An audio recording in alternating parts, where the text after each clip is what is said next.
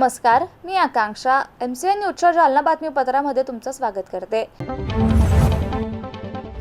या बातमीपत्राचे प्रायोजक आहेत संजीवनी मल्टी स्पेशालिटी हॉस्पिटल, आपल्या आरोग्याची संजीवनी, the skill to heal, the spirit to care. Gyan Sanjeevani foundation school शैक्षणिक वर्ष 2026-27 साठी प्रवेश सुरू।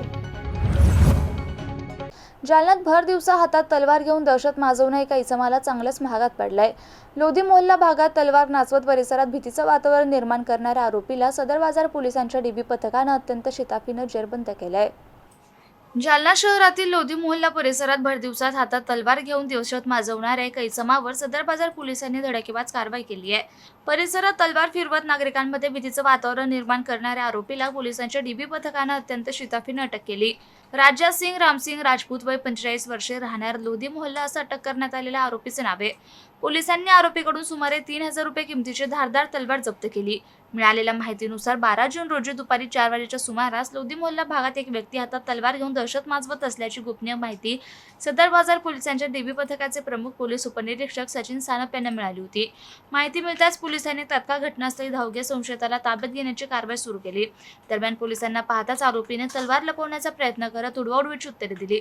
मात्र पोलिसांनी कसून चौकशी करत खाकीचा धाक दाखवताच अखेर आरोपीच्या पत्नीनं संबंधित धारदार तलवार पोलीस ठाण्यात आणून दिली। त्यानंतर पंचायत समक्ष तलवार जप्त करण्यात आली आहे। या प्रकरणी आरोपी विरोधात भारतीय हत्यार कायदा आर्म्स ऍक्ट कलम 425 तसेच महाराष्ट्र पोलीस कायदा कलम 135 अन्वये गुन्हा दाखल करण्यात आला असून पुढील तपास सदर बाजार पोलीस करतायत। ही कारवाई पोलीस अधीक्षक तेगबीर सिंह संधू, अप्पर पोलीस अधीक्षक विक्रम साळ यांनी उपविभागीय पोलीस अधिकारी अनंत कुलकर्णी यांच्या मार्गदर्शनाखाली पोलीस निरीक्षक संदीप भारती, पोलीस उपनिरीक्षक सचिन सानप आणि DB पथकानं केली आहे। जालना शहरात प्रतिबंधित प्लास्टिक कॅरी बॅगचं उत्पादन आणि साठा करणाऱ्या विरोधात जालना महापालिकेनं कारवाई करत तब्बल 6 क्विंटल कॅरी बॅगचा साठा जप्त केलाय, तर प्लास्टिकचा साठा करणाऱ्यांना 16,000चा दंड देखील ठोठावण्यात आलाय। या कारवाईमुळे प्लास्टिक उत्पादक व्यापारी साठेबाजांमध्ये खळबळ उडाली आहे। महापालिकेने केलेल्या तपासणी दरम्यान मोठ्या प्रमाणावर प्रतिबंधित प्लास्टिक कॅरी बॅगचा साठा आढळून आला असून अधिकाऱ्यांनी पंचायत समक्ष हा साठा जप्त केलाय। या कारवाईत महापालिकेचे स्वच्छता विभाग प्रमुख सुधीर डहाळे, आनंद अंभोरे, शुभम डहाळे, अरुण वानखेडे, श्रवण सराटे, अजमत खान यांनी कारवाई केली आहे। प्लास्टिक साठा मनपाच्या वाहनातून महापालिका गोदामात जमा करण्यात आलाय। पर्यावरण संरक्षण आणि नागरिकांच्या आरोग्याच्या दृष्टीनं प्लास्टिक बंदीची प्रभावी अंमलबजावणी करण्यासाठी अशा कारवाया यापुढेही सातत्यानं सुरू राहणार आहे।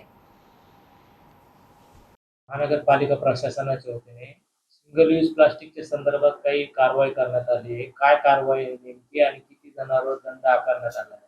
माननीय आयुक्त अंजली शर्मा यांच्या आदेशान्वये जालना शहरामध्ये शुभम जाधव यांनी मोंढ्यामध्ये कमलेश्वरी ट्रेडर्स, त्याच्यानंतर आशापूरक ट्रेडर्स जुना मोंढा या भागामध्ये, तसेच अरुण मामा वानखेडे आणि श्रावण सराटे यांनी या ठिकाणी शिव ट्रेडर्स नूतन वसाहत या भागामध्ये सिंगल यूज प्लॅस्टिक जी या ठिकाणी वापरात नाही आणायची आहे आणि ती डिस्पोजल सुद्धा होत नाहीये, अशा प्लॅस्टिकवर या ठिकाणी फार मोठी कारवाई करून 6 क्विंटल अंदाजे सर्व माल पकडलेला असून त्यांना 16,200 रुपयाचा दंड यामध्ये वसूल करण्यात आलेला आहे। याच कारवाईच्या नंतर शहरामध्ये नूतन वसाहत भागामध्ये 3 ठिकाणी उघड्यावर लोक घाण कचरा टाकत होते। अशा वेळेस त्यांना देखील दंड आकारण्यात आला असून 3 जणांकडून 500 रुपयाप्रमाणे 1,500 रुपये तोही दंड वसूल करण्यात आलेला आहे। मी सर्व व्यापाऱ्याला आणि दुकानदाराला अशी विनंती करतो की सिंगल यूज प्लॅस्टिक, त्याच्यानंतर डिस्पोजल प्लॅस्टिक कुठलेही असो, हे पूर्णतः बंदी असलेले आहे आणि हे शहरामध्ये वापरू नये। आज फक्त दंडात्मक कारवाई करून त्यांचा माल जप्त करण्यात आलेला आहे। उद्या हा 1 लाखापर्यंत सुद्धा महानगरपालिका यांना दंड करू शकते आणि त्यांचे दुकान कायमस्वरूपी सील करू शकते। तेव्हा सर्व शहरवासियातील या शहरातील सर्व व्यापाऱ्यांना विनंती आहे की कोणीही प्लॅस्टिकचा वापर करू नये। या ठिकाणी महानगरपालिका तर्फे कुठल्याही प्रकारच्या स्वरूपात केव्हाही ही कारवाई यांच्यावर होऊ शकते। तेव्हा विनंती आहे की आपण प्लॅस्टिकचा वापर टाळावा।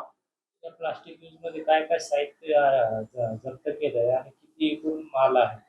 यामध्ये जवळपास चहाचे ग्लास आहेत, त्यानंतर प्लेटीस आहे, त्यानंतर प्लॅस्टिकचे ग्लास आहेत, असे विविध प्रकारचे प्लॅस्टिक, दैनंदिन पत्रवळे आहेत, अशा विविध प्रकारच्या प्लेट्स असून त्या वापरात आहेत, ज्या की घातक आहे आणि अशा स्वरूपावरती कारवाई करण्यात असून तो जवळपास 6 ते 7 क्विंटलचा माल या ठिकाणी सर्व जप्त करून पालिकेमध्ये आणून ठेवलेला आहे.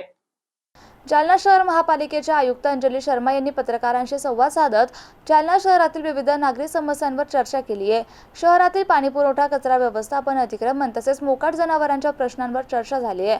पत्रकारांनी शहरातील नागरिकांच्या समस्या आयुक्तांसमोर मांडल्या. त्यावर उत्तर देताना आयुक्त अंजली शर्मा यांनी सांगितलं की शहरातील ज्या भागामध्ये अद्यापही नागरिकांना नियमित पाणीपुरवठा होत नाही त्या ठिकाणी पाणी पोहोचवण्यासाठी महापालिका प्रयत्नशील आहे. फिल्टर बेडचं काम पूर्णत्वाकडे जात असून पूर्ण झाल्यानंतर शहरातील प्रत्येक परिसरात पाणीपुरवठा सुरळीत करण्याचा प्रयत्न करण्यात येणार आहे. डिसेंबरपर्यंत ही प्रक्रिया पूर्ण होण्याची अपेक्षा असल्याचं त्यांनी सांगितलं. दरम्यान पत्रकारांशी संवाद साधल्यानंतर अनेक विषय माहिती झाल्याची प्रतिक्रिया आयुक्त अंजली शर्मा यांनी दिली आहे. पत्रकार परिषदेचं आयोजन करण्यात आले होते, काय काय विषयांवर चर्चा झाली? सर्वांना माझा नमस्कार. मी अंजली शर्मा, महानगरपालिका आयुक्त जालना. आम्ही लास्ट वीकपासून हे प्रेस मीटचा एक इव्हेंट ऑर्गनाईज केला आहे. प्रत्येक 2 आठवड्यामध्ये 1 तास आम्ही स्पेसिफिकली मीडियासाठी नेमलं आहे, ज्यामध्ये मीडियासोबत आम्ही चर्चा करू शकते. सिटीचे काय विषय आहे जे त्यांना माहिती असतील. मीडियाचा फार मोठा इम्पॅक्ट असते आपले सिटीमध्ये, तर त्यांचा लाभ घेण्यासाठी आम्ही हे ठेवलं. त्यांचे सजेशन्स काय आहे, प्रॉब्लेम विषय काय आहे, या दिवस तो बैठक आमची झाली होती. पहिली बैठक पार पडली आणि खूप छान पार पडली. आमच्याकडे भरपूर 20 ते 30 मुद्दे त्यांनी सांगितले, ज्यापैकी मी थोडे फार इम्पॉर्टंट विषय जे आमचे आहेत ते सांगून इच्छितो. पहिला विषय जे सगळ्यांनी सांगितला आणि लोकांना पण त्याचा भरपूर त्रास आहे, तो पाणी पुरवठ्याचा विषय. सध्या आमची भरपूर कॉलनीज अशी आहे तिथे पाणी पोहोचत नाही, तिथे लाईन्स नाही किंवा लाईन्स तुटली आहे. आणि दुसरं आमचे जे वॉटर ट्रीटमेंट प्लांट आहे, पाणी पुरवठ्याची कपॅसिटी पण कमी आहे, तो त्याचा मुद्दा त्यांनी मांडला. यामध्ये आपण सध्या वॉटर ट्रीटमेंट प्लांटची कपॅसिटी मोर दॅन डबल करतोय. ते माझी आशा आहे की डिसेंबरपर्यंत आमचा प्लांट पूर्ण होईल. दुसरं जे कॉलनीला सध्या पाईपलाईन्स नाहीये, तिचा आम्ही एक DPR बनवलाय व्यवस्थित आणि किमान 2000 किलोमीटर पर्यंतची पाईपलाईनचा नवीन सर्वे केलाय. तो पण एकदा जरी शासनाने मंजूर केला की काही वर्षामध्ये तो पण लागू करता येईल, जेणेकरून लोकांना व्यवस्थित पाणी भेटेल. दुसरा विषय त्यांनी आमच्या चार्जिंग स्टेशनचा सांगितला, जे चालू होता, सध्या नॉन फंक्शनल आहे. तो मला माहिती पण होता. एक अमृतवनचा भरपूर मोठा विषय आहे. सगळ्यांचा प्रॉब्लेम असा आहे की अमृतवन हे एन्व्हायरमेंटली तुम्ही फॉरेस्ट सारखं तयार केलंय लोकांसाठी. पण इश्यू असा आहे की आता महानगरपालिकाचा जे कचरा आहे तो तिकडे जातोय. यासाठी आमचं नियोजन असं आहे की आम्ही 2 ट्रान्सफर स्टेशन्स करू अमृतवनला सोडून. एक नवीन जालनामध्ये आणि एक ओल्ड जालनामध्ये. त्यासाठी आम्ही आमची किंवा शासकीय जागा शोधतेय आणि जसाच आम्हाला लीगल जे काही परवानगी आहे तो भेटली की आम्ही तिकडे आमचं ट्रान्सफर स्टेशन करू आणि इकडचा जे कचरा आहे ते सगळं उचलून घेऊ आणि इकडे फक्त वन ठेवू, कचरा नाही. एक विषय त्यांनी हे पण सांगितलं, आपलं जे मोकट जनावर आहे तिकडचं, त्यासाठी आम्हाला कोंडवाडा करायचा आहे आणि डॉग्सचा पण विषय भरपूर. आम्ही लास्ट वीकमध्ये डॉगसाठी कारवाई केली आहे. काही मीट शॉप्स पण बंद केली आहे, सील केली आणि त्यांच्यावर दंड पण लावलाय. पण तो थोडा सिस्टमॅटिक करण्यासाठी मीडियाने सांगितलं आणि आमचं पण लक्ष आहे, त्यावर आणून दिलंय. अतिक्रमणची कारवाई आमची जी सुरू होती, त्यामध्ये भरपूर ट्रॅफिक कंजेस्टेड एरियाज आहे, जे त्यांनी आमच्या लक्षात आणून दिले की हे एरियाजमध्ये पण कारवाईची गरज आहे. तो पण आम्ही पब्लिकची जे सोयी होईल त्याप्रमाणे अतिक्रमणची कारवाई पण करू. सॅनिटेशन टॉयलेट्सचा त्यांनी एक मुद्दा काढला होता की आपले जे बनले ते व्यवस्थित परिस्थितीमध्ये नाहीये, तर त्याचं पण आमचं नियोजन आहे की त्याचं रिपेअर वर्क करून तिला चार्जेबल बेसिसवर सुरू करू, जेणेकरून त्यांची साफसफाई व्यवस्थित होईल. तर असं करून भरपूर मुद्दे जे लोकांचे आहे ते त्यांनी व्यवस्थित मांडले, मला माहिती दिली. काहीतरी मुद्दे मला ऑलरेडी माहिती होते, पण नवीन पण आणले. तर हे 1 तासाची जी बैठक होती आमची, ते खूप छान पार पडली आणि मला भरपूर माहिती त्यांच्याकडून भेटली आणि आमची अपेक्षा आहे की हे माहितीवरून आम्ही शक्य यावर काम करू शकणार आणि काही पॉझिटिव्ह चेंज थोडाफार आपल्याला दिसेल सिटीमध्ये. जालन्यात घरासमोरील दुचाकी लावण्यावरून झालेल्या हाणामारीमध्ये एक महिला गंभीर जखमी झाली आहे. जालन्यातील खरपुडी येथील घटना असून संशयित 4 आरोपींविरोधात जालन्यातील तालुका पोलीस ठाण्यात गुन्हा दाखल करण्यात आलाय. जालन्यातून एक धक्कादायक घटना समोर येते. घरासमोर दुचाकी लावण्यावरून हाणामारीची घटना समोर आली आहे. जालना शहरालगत असलेल्या खरपुडी गावात ही घटना घडली आहे.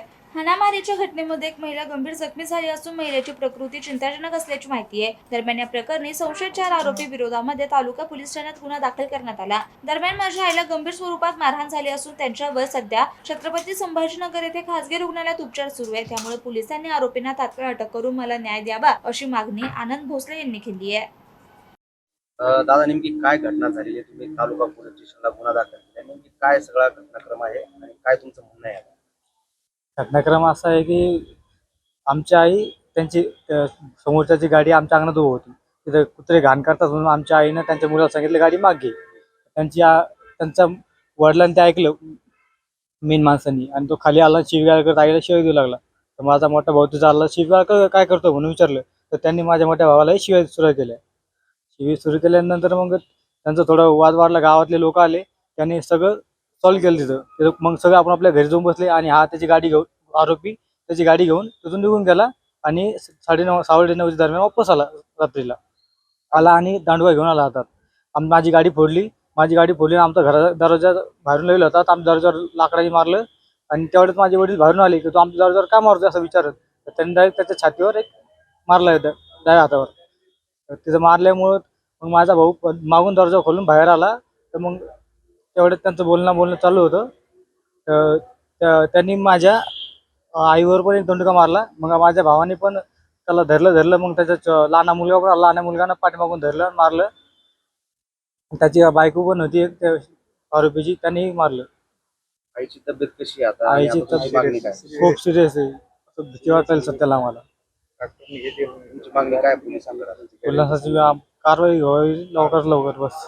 नेमकी कुठे घटना झाली? खरपुडी गावात. काही जुना वाद वगैरे काही? नाही, जुना वाद काहीच नाही.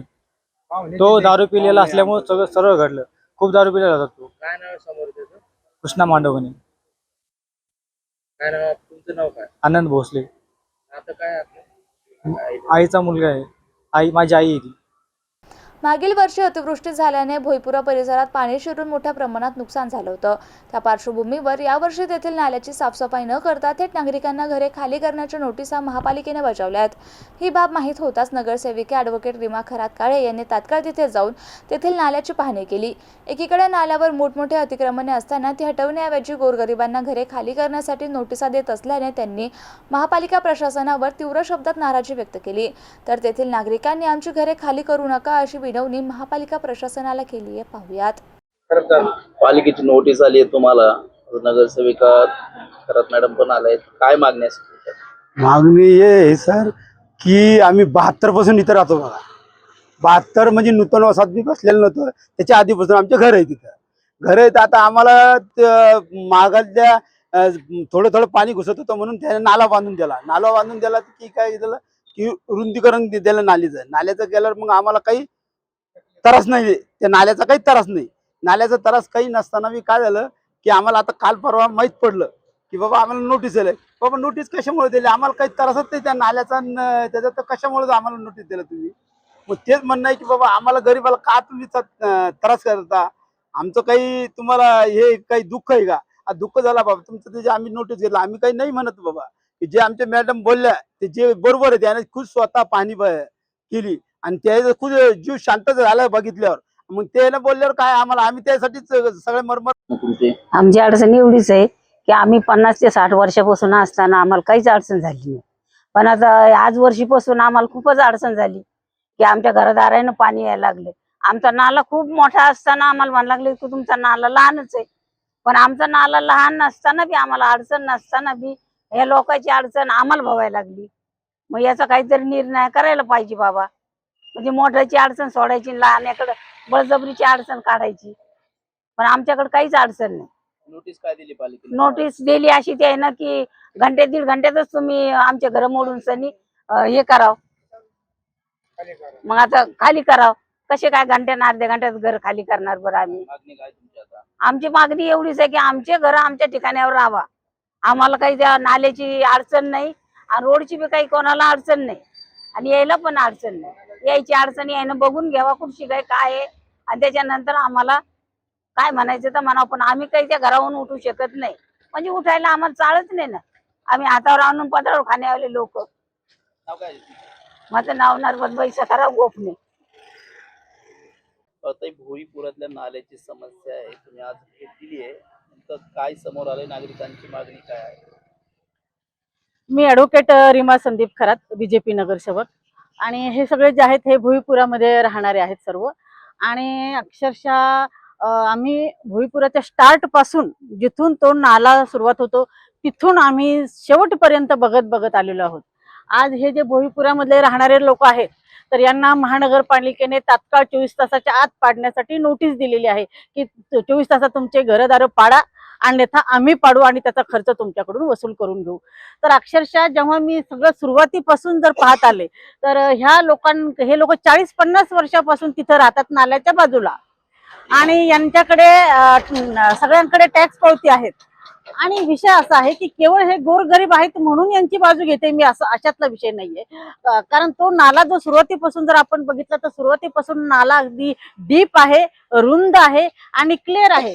अगदी व्यवस्थित तिथं पाणी वाहतंय आणि JCB उतरायला सुद्धा जागा आहे. म्हणजे जेवढ्या लोकांना आज नोटिसा भेटल्या त्या लोकांचा कुठलाही दोष नाहीये आणि अशा लोकांना त्या नोटिसा भेटल्या. वास्तविक पाहता आपण जर बघितलं तर आता आपण इथं जमजमच्या समोर उभा आहोत, जमजम हॉस्पिटलच्या समोर. इथं जर बघितलं तर हा नाल्याचा प्रॉब्लेम, ह्या ज्या लोकांना नोटिसा मिळाल्या त्याच्या अलीकडून हा प्रॉब्लेम सुरू झालेला आहे आणि तिथून हा रोड, हा जो नाला आहे तर हा नाला अगदी निमुळता होत गेलेला आहे. जमजम जवळपास हे हॉस्पिटल 18 फूट इकडे सरकलेलं आहे आणि त्यांनी तो पूर्ण नाला पूर्ण वरती केलेला आहे. त्यांचं जे माल आहे कॉन्क्रीट वगैरे ते त्याच्यावर टाकलेले. इथं जर बघितलं SB शाळेची तर भयानक हालत. अगदी यांनी त्यांचं ग्राउंड नाल्याच्या इकडच्या दिशेने असल्यामुळे त्यांनी तो मध्ये फार मोठा ढापा टाकलेला आहे आणि अक्षरशः त्यांनी तो नाला तिथं बंद केलेला आहे. मुळात हा प्रॉब्लेम निर्माण झालेला आहे जमजम हॉस्पिटलच्या अतिक्रमणामुळे आणि SB शाळेने केलेल्या हा नाला बंदमुळे. मात्र इथं अशी अवस्था झालेली आहे की डोक्याला जखम आहे आणि पायाचं ऑपरेशन चालू आहे. म्हणजे आयुक्त मॅडम आपण वारंवार बघतोय की आयुक्त मॅडमची जी भूमिका आहे तर ही गरिबी हटाव भूमिका नाहीये, ही गरीब हटाव भूमिका आहे. आणि जिथे आपण बघितलं, आपण सुरुवातीपासून आयुक्त मॅडम आल्यापासून बघतोय की गोरगरीब लोकांच्या अतिक्रमणावरच मॅडम जास्तीत जास्त घाला घालतात. मी हे म्हणणार नाही की गोरगरिबाच्या अतिक्रमणाला तुम्ही मान्यता द्या, मात्र इथं खरोखर गोरगरीब लोकांचा काही दोष नसताना आणि हे जे अक्षरशः नाल्यामध्ये बांधकाम उभे केलेले आहेत, नाल्यामध्ये कॉलम उभे केलेले आहेत आणि अशी अवस्था असताना आता 50 वर्षापासून ह्या लोकांचे तिथं घरं आहेत. 50 वर्षात आतापर्यंत कधीही घरामध्ये पाणी घुसलेलं नव्हतं. इथे मागच्या वर्षीपासूनच पाणी घुसायला सुरुवात झालेली आहे. मग मागच्या वर्षीपासूनच पाणी घुसायला का सुरुवात झाली याचा अभ्यास करणं सुद्धा मॅडमनी योग्य होतं. मात्र त्यांनी हा अभ्यासच केला नाही की मागच्या वर्षीपासूनच का सुरुवात झाली. कारण हे जमजमचं बांधकाम झालं, ह्या लोकांनी अक्षरशः कॉलम टाकून सगळा नाला अरुंद केला, अगदी वरती केला आणि बंद केला. जवळपास जवळपास बंद झालेला आहे नाला आणि हा प्रॉब्लेम इकडचा असल्यामुळं ते पाणी जे आहे ते रिव्हर्स जातं, ते बॅक जातं. त्यामुळं प्रश्न असा आहे की इकडचा नाला दुरुस्त होणं आवश्यक होतं. ह्या लोकांना नोटीसी देऊन काढणं आवश्यक होतं आणि हे काम जे आहे हे काम अगोदरच व्हायला पाहिजे होतं. नेमकं आता पावसाळा सुरू झाला, 7 जून निघून गेलेला आहे आणि पावसाळा सुरू झाल्यानंतर यांना जाग येते. वास्तविक पाहता मागच्या वर्षी आपण बघितलं की संपूर्ण जालना शहर हे अतिशय पाण्याचा त्रास झालेला आहे आणि ही व्यवस्था जी आहे, ही उपाययोजना जी आहे की घराघरात पाणी घुसू नये हे अगोदरच करायला पाहिजे होतं. मात्र अगोदर काहीही न करता केवळ आता आयुक्त मॅडमनी मी काही करते आहे हे दाखवण्यासाठी गोरगरिबांना फक्त नोटिसा पाठवलेल्या आहेत आणि त्यांच्या स्थलांतराचा कुठला विषय नाही किंवा हे कुठं येतील, कुठं राहतील, काय करतील यांचा कुठलाही विचार नाही. फक्त ह्या ज्या श्रीमंतांनी जे बांधकाम केलेले आहेत यांना बाजूला सारून यांना सेफ ठेवून गोरगरिबांच्या घरावर जो घाला घालण्याचा मॅडम प्रयत्न करतायत हे कदापिही आम्ही सक्सेस होऊ देणार नाही. गरीब हटाव ही जी मोहीम आहे, कारण मॅडमचं जे धोरण आपण जर बघितलं तर कॉन्ट्रॅक्टर लोकांनी सुद्धा मॅडमच्या विरुद्ध पण बरेच काही अर्ज पाठे केलेले, तर त्यांना अक्षरशः आत्महत्या करण्याची वेळ या मॅडमने आणलेली आहे. तर आयुक्त मॅडमनी जे काही परवाला पाहणी केली, अक्षरशः एकाच ठिकाणी आल्या तिथूनच तेवढी पाहणी केली. वास्तविक पाहता संपूर्ण नाला बघायला पाहिजे होता. JCB कुठं उतरू शकतो, कुठं उतरू शकत नाही, नेमकं कुणी ह्या नाल्यावर अतिक्रमण केलंय. नाल्याच्या शेजारी राहणं वेगळं आणि नाल्यामध्येच घर बांधून बिल्डिंगी बांधून आणि नाले बंद करून SB शाळा असो की जमजम हॉस्पिटल असो यांनी जे केलेले यांच्या विरुद्ध कारवाई व्हायला पाहिजे. मॅडमनी आता तरी गरीब हटाव मोहीम बंद करावी असं माझं मॅडमला म्हणणं आहे. नसता कुठल्याही प्रकारे त्यांची जे गरीब हटाव मोहीम आहे. आणि हे बातमीपत्र येत्याच संपलं. पुन्हा भेटूया पुढील बातमीपत्रात. तोपर्यंत पाहत रहा MCN न्यूज. नमस्कार.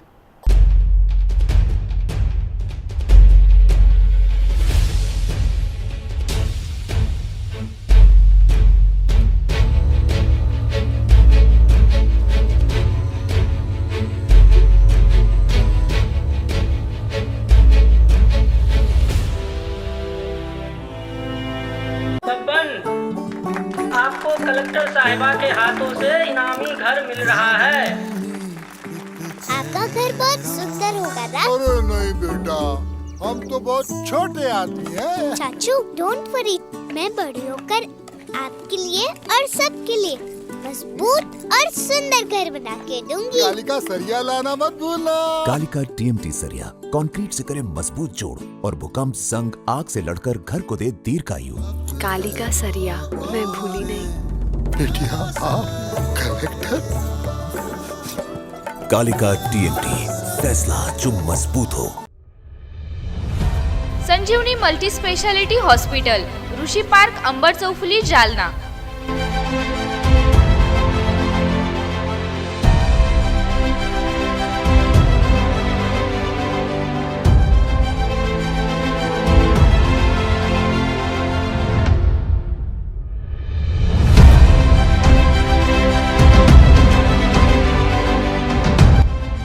महात्मा ज्योतिबा फुले जन आरोग्य योजना आणि प्रधानमंत्री जन आरोग्य आयुष्मान भारत योजना उपलब्ध।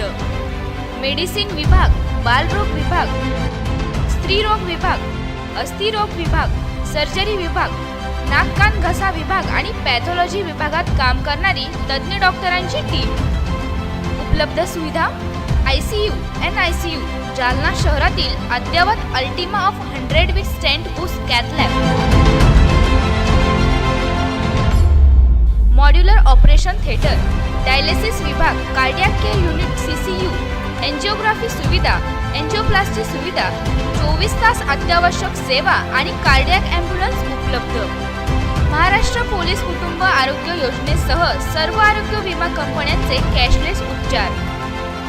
संजीवनी मल्टी स्पेशालिटी हॉस्पिटल, आपल्या आरोग्याची संजीवनी।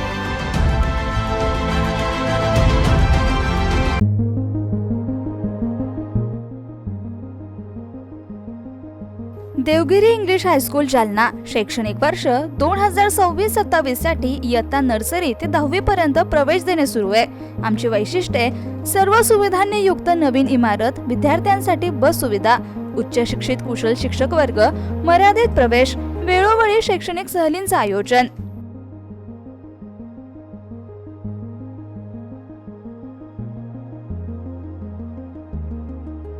देवगिरी इंग्लिश हायस्कूल, गायत्री लॉन्सच्या पाठीमागे, अंबड चौफुली, जालना।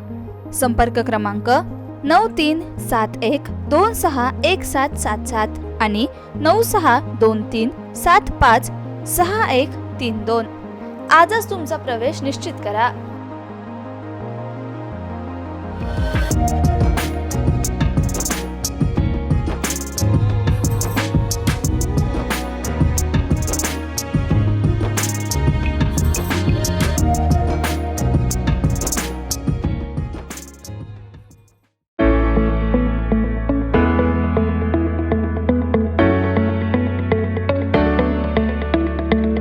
मत्स्योदय शिक्षण संस्था संचलित अंकुशराव टोपे महाविद्यालय, जालना कनिष्ठ आणि वरिष्ठ महाविद्यालय येथे प्रवेश देणे सुरू आहे।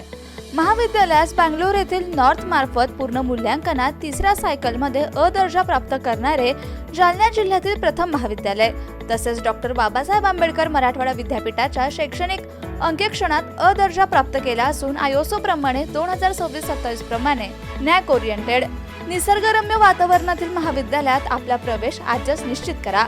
कनिष्ठ महाविद्यालयात कला, वाणिज्य, विज्ञान आणि HSC व्हॅकेशनल साठी 11वी आणि 12वी वर्गात प्रवेश देणे सुरू आहे।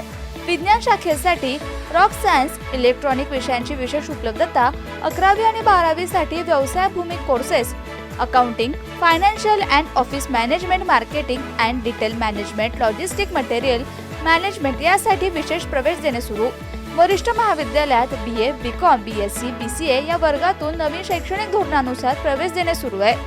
BA या प्रथम वर्ष प्रवेशासाठी उपलब्ध विभाग, MA यासाठी उपलब्ध विषय आहे मराठी, हिंदी, इंग्रजी, भूगोल, मानसशास्त्र, इतिहास, समाजशास्त्र, राज्यशास्त्र, लोकप्रशासन आणि अर्थशास्त्र।